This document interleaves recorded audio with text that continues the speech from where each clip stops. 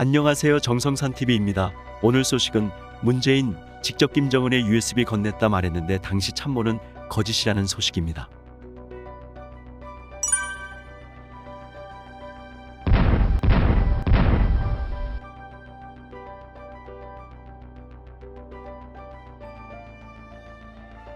산업통상자원부 공무원들의 북한 원전 파일 삭제 사건을 둘러싼 논란이 갈수록 뜨겁다. 특히 문재인 대통령이 직접 참전하면서 4월 재보선을 앞두고 정치권의 최대 이슈로 점화될 조짐마저 보인다.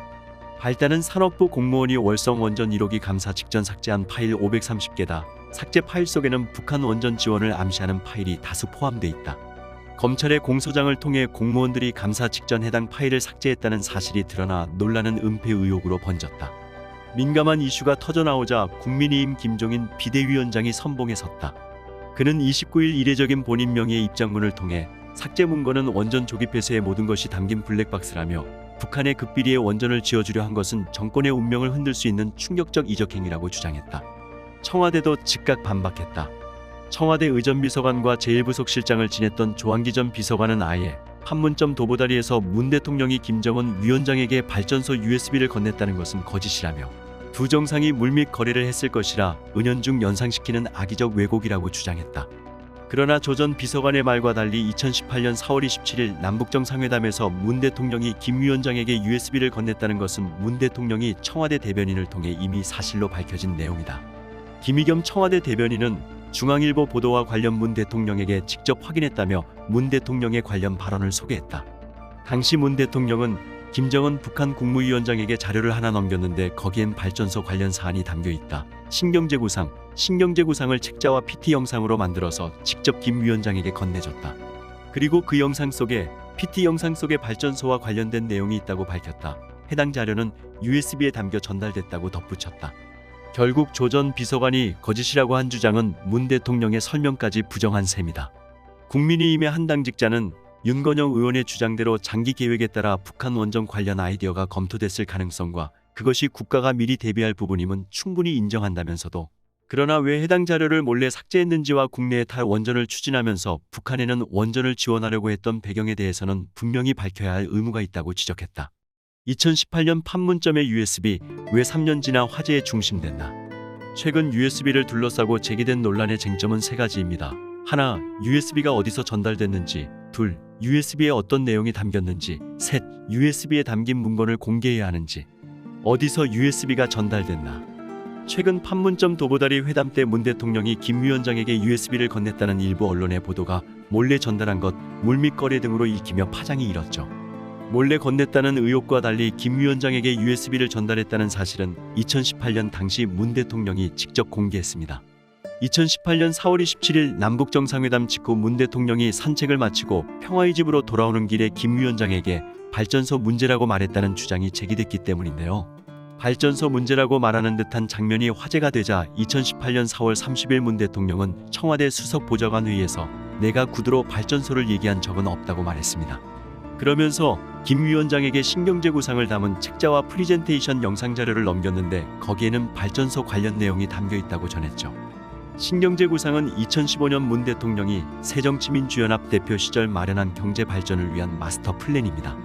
청와대 국정상황실장을 지내면서 4월 27일 남북정상회담을 실무를 담당했던 윤건영 더불어민주당 의원은 최근 인터뷰를 통해 당시 USB에 대한 뒷얘기를 공개했는데요. 윤 의원은 USB를 전달한 공간은 도보다리가 아니라 정상회담이 열린 판문점 평화의 집 1층 환담장이었다고 설명했습니다. 그는 전달된 곳에 대해 신경제 구상 자체가 정상회담의 정식 의제가 아니었기 때문이라고 답했는데요. 그는 일부에서 꺼내든 도보다리에 대해서는 그곳에서 두 정상의 모습은 모든 과정이 전 세계에 생중계가 됐다면서 그곳에서 어떻게 몰래 USB를 전달하겠느냐고 반박했습니다. USB에 어떤 내용이 담겼나? 한국일보는 당시 USB에 북한의 낮은 발전 설비 이용률 개선 계획, 동북아 에너지 공동체를 구축하는 동북아 슈퍼그리드 계획 등 본격 경협 추진을 위한 전력 문제 해결 계획 담겼다고 보도했습니다. 일부 언론에선 남북 경협의 토대가 되는 북한의 전력 분야 개선과 관련, 남한의 기술과 자본으로 북한의 노후한 수력 화력발 전속의 보수, 청진 지역을 중심으로 신재생에너지 단지 구축 등 전력 분야 개선 계획이 담겼을 것이라고 보도했습니다. USB 내용 공개되나? 사실 2018년 4월 27일 남북 정상회담 직후에도 USB 내용을 공개하라는 요구가 있었습니다. 2018년 5월 2일 유승민 당시 바른미래당 공동대표는 국회에서 열린 최고위원 중진위원 연석회의에서 USB와 책자에 담긴 내용은 당연히 우리 국민들이 알 권리가 있다며 김정은에게 전달한 USB와 책자를 국민에게 공개할 것을 촉구했는데요. 그 사이 별 얘기 없이 3년이 지난 2021년 또다시 USB 공개 목소리가 나왔습니다. 주호영 국민의힘 원내대표 3일 진행된 국회 교섭단체 대표 연설에서 문 대통령이 김정은 북한 국무위원장에게 건넨 USB의 공개와 국정조사를 재차 강조했습니다. 주 원내대표는 한국형 원전 관련 산업부 기밀 자료가 북한에 넘어가지 않았는지 여당이 앞장서서 국정조사를 요구하고 국민들에게 밝혀야 한다고 목소리를 높였습니다. 청와대는 하지만 2018년 4월 27일 남북정상회담 당시 문 대통령이 김 위원장에게 건넨 한반도 신경제 구상 USB의 원전 언급이 없었다면서도 구체적 내용을 공개하지 않기로 방침을 정했는데요. 최재성 청와대 정무수석은 2일 MBC 라디오 김종배의 시선집중에 출연해 USB는 외교상 기밀 문서고 정상회담 장소에서 건네졌다. 대통령 기록물로 가지 않았을 것이고 그렇다면 열람도 안 되는 것이라며 공개 요구를 일축했습니다. 이어 USB를 공개할 경우 대한민국의 국격과 외교와 또 정부의 정책이나 이런 것들이 통째로 흔들리는 걸라고 말했는데요. 정세균 국무총리도 4일 국회 대정부 질문에서 당연히 의혹을 해소하고 밝힐 것은 밝히는 게 정부의 태도라면서도 USB는 정상 사이에서 오고 간 내용이기 때문에 관례적으로나 외교 관행상 공개하지 않는 게 원칙이라고 강조했습니다. 윤석열, 김정은의 도보다리 대화부터 인수하라. 지금 인수위원 중 북핵 관련 핵심 인사는 외교안보분과의 김성한 전 외교부 2차관과 김태효 전 대통령대 외전략기획관이다. 이명박 정부 인사들이다. 현업에서 마지막으로 북핵 정보를 접한 게 9년 전인 2013년이다. 그 이후로 접한 정보는 워싱턴 싱크탱크 수준 정도였을 것이다. 그만큼 윤 당선인의 북핵 정보는 업데이트가 필요하다. 북핵 정책을 유턴하기 위해서라도 지난 5년간 모은 대북 정보에 대한 빠짐없는 리뷰가 있어야 하는 것이다. 문 대통령이 순순히 북핵 정보를 인계할지는 알 수 없다. 문 정권의 시그니처 정책이었던 데다 향후 적폐청산 수사 가능성 등을 의식해 정보 자산을 대통령 기록관에 봉인할 수도 있다.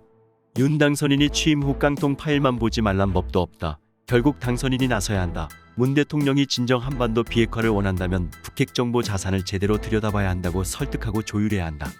현재 북핵 정보의 윤곽을 온전히 아는 사람은 문 대통령을 제외하곤 5년 내내 이 문제를 주도했던 서훈 국가안보실장이 거의 유일하다. 마침 얼마 전 당선인에게 북한 ICBM 도발 관련 브리핑도 한데다 평생 정보맨으로 살아온 사람이라 이 문제를 풀 적임자다. 우리가 머리에 이고 있는 북핵 문제만큼은 신구 권력이 대승적으로 서로 협력하라는 게 대선 승패를 가른 0.73%포인트의 또 다른 시대적 주문일 것이다. 오늘 소식 마치겠습니다. 정성산TV 구독, 좋아요, 알림 설정 부탁드립니다. 감사합니다.